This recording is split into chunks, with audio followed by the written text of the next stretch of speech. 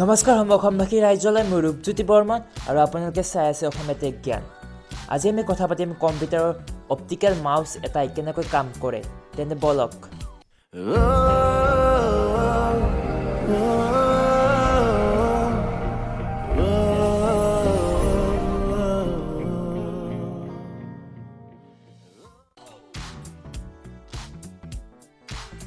প্ৰথমতে আমি মাউচটো খুলি লওঁ, তাৰপিছত ইয়াক কম্পিউটাৰৰ লগত কানেক্ট কৰি লওঁ।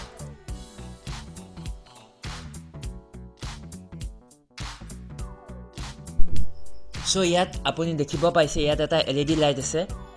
এই লাইটটোৰ পৰা পোহৰ যায়। ইয়াত এটা ৰিফ্লেক্টৰ গ্লাছ এটা আছে। এই গ্লাছটোৰ মাজেৰে পোহৰটো সোমাই যায় ইয়াৰ তলফালে, অৰ্থাৎ সাৰফেসত ৰিফ্লেক্ট হৈছে। আপুনি মোৰ হাতত চাব পাৰে ইয়াত ৰিফ্লেকশন দেখা পাইছে। আপুনি তলপিনে চাব পাৰে ইয়াত পোহৰটো আহিছে। মই ইয়াক কম্পিউটাৰৰ পৰা খুলি দিছোঁ বাৰু।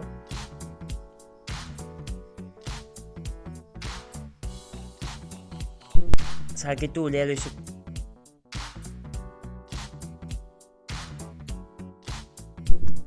সো এইটোৱে সেইটো ৰিফ্লেক্টৰ হয়। এইটো একচুৱেলি গ্লাছৰ এটা সৰু প্ৰিজম আছে ইয়াত।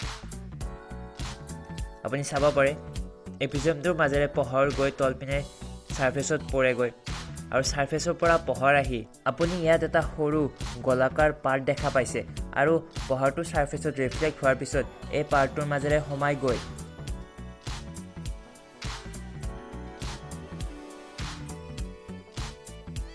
সাৰ্কিটখনত যিটো সেন্সৰ আছে ইয়াত পৰেগৈ। এই সেন্সৰটোৰ নাম হৈছে CMOS সেন্সৰ, অৰ্থাৎ কমপ্লিমেণ্টাৰী মেটেল অক্সাইড ছেমিকণ্ডাক্টৰ সেন্সৰ। মাউচটো যেতিয়া আমি লৰচৰ কৰি থাকোঁ তেতিয়া গোটেইখিনি বস্তুৱে এই সেন্সৰটোৱে ডিটেক্ট কৰি লয় আৰু গোটেইখিনি ডেটা ইয়াত লাগি থকা চিপটোলৈ পঠায়। এইটোৰ নাম হ'ল DSP, অৰ্থাৎ ডিজিটেল ছিগনেল প্ৰচেছৰ। DSPৰ কাম হৈছে আমাৰ এনালগ ছিগনেলবোৰ ডিজিটেল ছিগনেল অৰ্থাৎ 0-1লৈ কনভাৰ্ট কৰা আৰু কনভাৰ্ট কৰাৰ পিছত ইয়াক পিচিলৈ পঠোৱা। মই এবাৰ কম্পিউটাৰৰ লগত মাউচটো কানেক্ট কৰি পুনৰ দেখাই দিছোঁ বাৰু।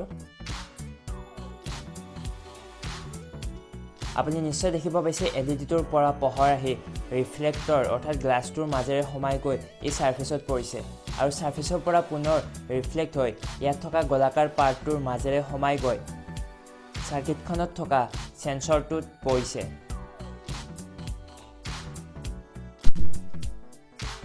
আৰু এই সেন্সৰটোৰ পৰা গোটেইখিনি ডেটা DSPলৈ গৈছে আৰু DSPয়ে ইয়াক এনালগ ছিগনেলৰ পৰা ডিজিটেল ছিগনেললৈ কনভাৰ্ট কৰি তাক পিচিলৈ পঠাইছে। ইয়াত থকা বাকী বস্তুকেইটাও দেখাই দিছোঁ।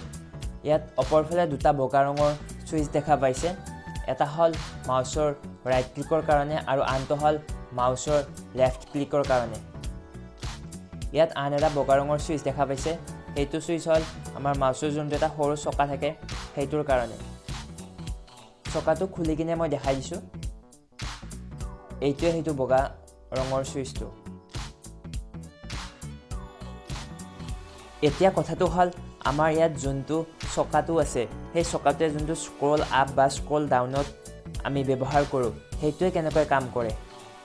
ইয়াত চকাটোৰ এটা ফালে লক্ষ্য কৰিলে দেখা পাব যে ইয়াৰ এটা মূৰ হেক্সাগনেল টাইপৰ হয়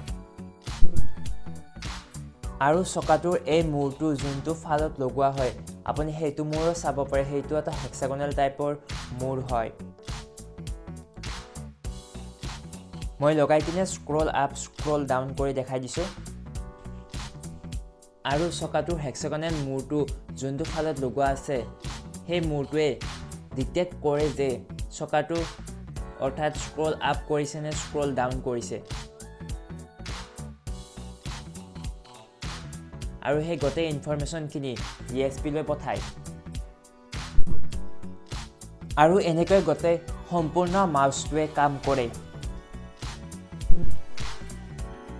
আৰু ভিডিঅ'টো বনোৱাৰ বাবে মোৰ নিজৰ এটা লাভ হ'ল যে একচুৱেলি মোৰ এই মাউচটো বহুদিন ব্যৱহাৰ কৰা নাছিলোঁ বাবে বেয়া হৈ আছিলে আৰু এই ভিডিঅ'টো বনোৱাৰ পিছত মাউচটোৱে অট'মেটিকেলি কাম কৰা হৈছে। চ' মাউচটো ভালেই হ'ল। আজিলৈ ইমানে। যদি আপুনি ভিডিঅ'টো ভাল পায় তেনেহ'লে লাইক কৰিব, নিজৰ বন্ধুৰ লগত শ্বেয়াৰ কৰিব আৰু আপুনি যদি কম্পিউটাৰ ভাল পায় বা কম্পিউটাৰৰ বিষয়ে বহুত কথা জানিব বিচাৰে তেনেহ'লে মোৰ চেনেলটো নিশ্চয় ছাবস্ক্ৰাইব কৰিব কিয়নো মই ভৱিষ্যতে কম্পিউটাৰৰ লগত ৰিলেটেড ভিডিঅ' বনাই যাম ধন্যবাদ